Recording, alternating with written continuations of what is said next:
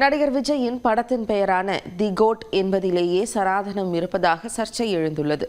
தி code பற்றி அரசியல் ரீதியாக எழுந்த விவாதங்கள் குறித்து இந்த தொகுப்பில் பார்க்கலாம். திரை நாயகனாக இருந்த விஜய் அரசியல் தலைவராக உருவெடுத்த பின்னர் அவரது படத்தின் பெயரும் அரசியல் வளையத்திற்குள் வந்துள்ளது. விஜய் படத்தின் தலைப்பான தி கோட் என்பதில் சனாதனம் இருக்கிறதா என விசிக எம்பி ரவிக்குமார் கேள்வி எழுப்பியுள்ளார். The greatest of all time மற்றும் சனாதனம் ஆகிய இரண்டு சொற்களுமே என்றும் மாறாதது என்பதே அர்த்தம் என ரவிக்குமார் விளக்கமளித்துள்ளார். இதை தெரிந்துதான் விஜய் தனது படத்தின் தலைப்பை ஏற்றுக்கொண்டாரா என கேள்வி எழுப்பியுள்ள ரவிக்குமார், அரசியலுக்கு வந்த பிறகு விஜய் கவனமாக இருந்திருக்க வேண்டும் என குறிப்பிட்டார். அவர் அரசியல் கட்சியை துவக்கி அவர் தன்னுடைய அரசியல் நிலைப்பாட்டையும் சொன்னதற்கு பிறகு வெளிவருகிற ஒரு திரைப்படத்தின் தலைப்பு இப்படி இருக்கிறதே, இதை தயாரிப்பாளரும் இயக்குனரும் கவனித்திருக்க வேண்டாமா என்றுதான் நான் என்னுடைய பதிவிலே எழுப்பினேன்.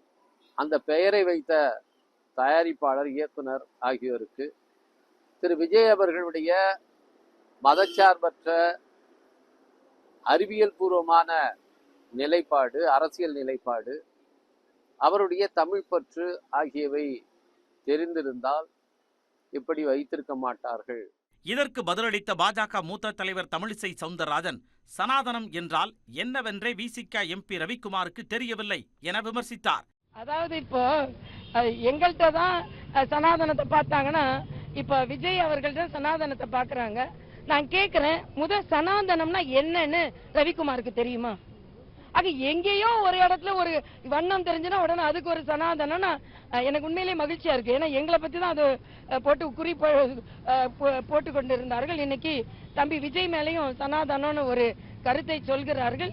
ஆக சனாதனம் என்றால் என்ன என்றே ரவிக்குமாருக்கு தெரியவில்லை என்பதை இன்று பட்டவர்த்தனமாக ஒரு ஒப்புக்கொண்டிருக்கிறார் என்பதுதான் எனது கருத்து.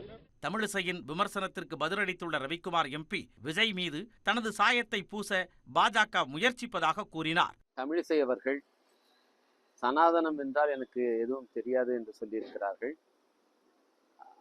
அவருக்கு தெரிந்த அளவுக்கு அது எனக்கு தெரியாது என்பது உண்மைதான். ஆனால் சனாதனம் என்ற சொல்லுக்கு என்றும் மாறாதது என்பது பொருள், அது தெரியும்.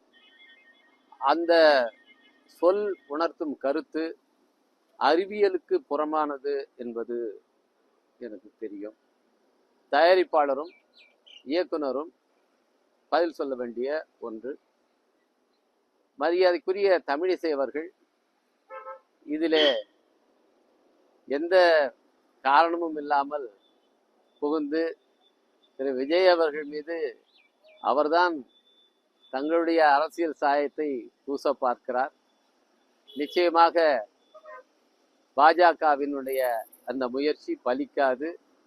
விஜய் அவர்கள் பாஜகவின் வலையில் சிக்க மாட்டார் என்று நாங்கள் நம்புகிறோம். இது ஒருபுறம் இருக்க, தி கோட் என்ற பெயரில் எங்கிருந்து சனாதனம் வந்தது என அதிமுக முன்னாள் அமைச்சர் ஜெயக்குமார் கேள்வி எழுப்பியுள்ளார். இன்னைக்கும் உலகம் ஃபுல்லா கிரேட்டஸ்ட் ஆஃப் ஆல் டைம் சொன்னா புரட்சியாளர் எம்ஜிஆர். இதுல எங்க சனாதனம் வருதுன்னு எனக்கும் தெரியல. அதனால அது குறித்து திரு ரவிக்குமார் இதுல எந்த வகையில சனாதனம் வரும் அப்படின்றது சும்மா ட்விட்டர்ல போட்டு தன்னை ஒரு விளம்பரம் பார்த்துக்கிட்டு இல்லாம அதுல எதனால சனாதனம் வருதுன்ற அதை டீட்டெயிலே சொன்னா நான் பதில் சொல்ல முடியும். இதற்கு முன்பாக விஜய் நடித்த படத்தில் இடம்பெற்ற வசனங்கள் அரசியல் ரீதியாக விவாதத்தை ஏற்படுத்திய நிலையில் தற்போது விஜய் படத்தின் பெயரே விவாதத்திற்கு உள்ளாகியிருக்கிறது.